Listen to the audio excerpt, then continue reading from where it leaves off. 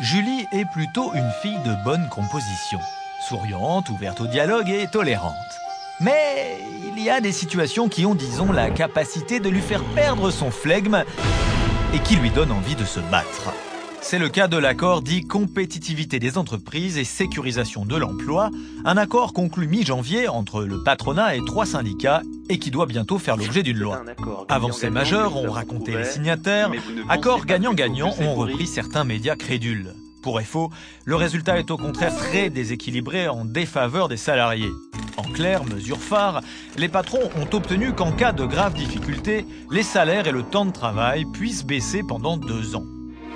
La mesure, nous dit-on, doit permettre de sauver l'emploi, le temps que le carnet de commandes reparte. En réalité, ce qu'on nous présente comme une avancée est une recette vieille de 30 ans. Au prétexte de lutter contre le chômage, on a détricoté les garanties collectives, comme l'augmentation des salaires en fonction des prix ou l'autorisation administrative de licencier par exemple. La philosophie derrière tout cela est simple. Pour que les entreprises soient compétitives, il faudrait que les salariés coûtent moins cher et qu'ils soient plus flexibles. Sauf que depuis 30 ans, ça ne marche pas. Le chômage ne recule pas et l'insécurité au travail augmente. Pour FO, sortir de la crise, ce n'est pas la faire payer aux salariés. D'abord, ce n'est pas parce que les employeurs pourront licencier plus facilement qu'ils embaucheront.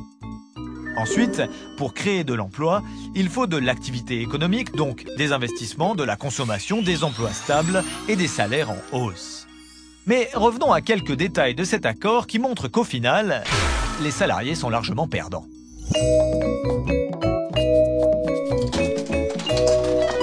À la machine à café l'autre jour, Jean insistait sur ce qu'il avait entendu à la radio. L'accord prévoit que les CDD vont coûter plus cher. Moins de contrats courts et incertains, voilà plutôt une bonne nouvelle. C'est vrai, expliqua Julie, les cotisations sur les CDD de moins d'1 mois vont coûter plus cher aux patrons. Mais dans leur jeu, de nombreux contrats précaires échappent totalement au surcoût.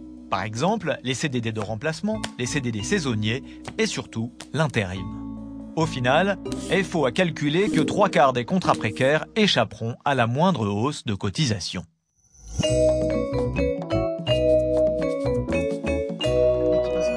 Le lendemain, c'est Leïla qui trouvait que tout de même, cet accord compétitivité-emploi devrait limiter le temps partiel non choisi. Sa cousine caissière, par exemple, est employée 20 heures par semaine. Alors, des heures en plus, ça serait bon à prendre, non? François et Julie lui expliquèrent la réalité. L'accord prévoit certes qu'aucun contrat ne pourra dorénavant faire moins de 24 heures par semaine, mais il ne changera rien au contrat existant. Exit les heures en plus si l'employeur n'accepte pas. Pour les nouveaux embauchés, une demande écrite et motivée du salarié suffira à l'employeur pour proposer un temps partiel de moins de 24 heures. Quand on a besoin à tout prix d'un emploi, la demande motivée et signée en question risque fort d'être dictée par le patron. Bref, là encore, les apparentes avancées sont battues en brèche dans les petites lignes de l'accord.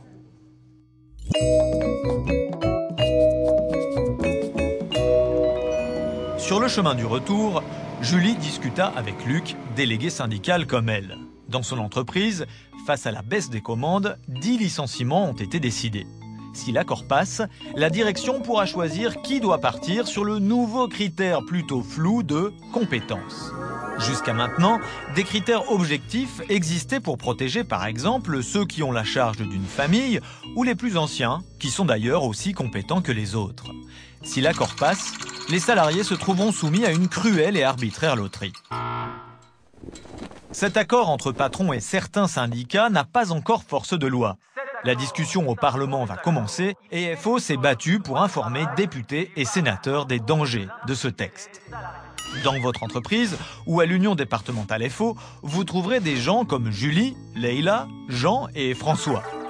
En ces temps de crise, ils sont déterminés à se battre contre le recul des droits des salariés. Et plus que jamais, ils ont besoin de votre soutien.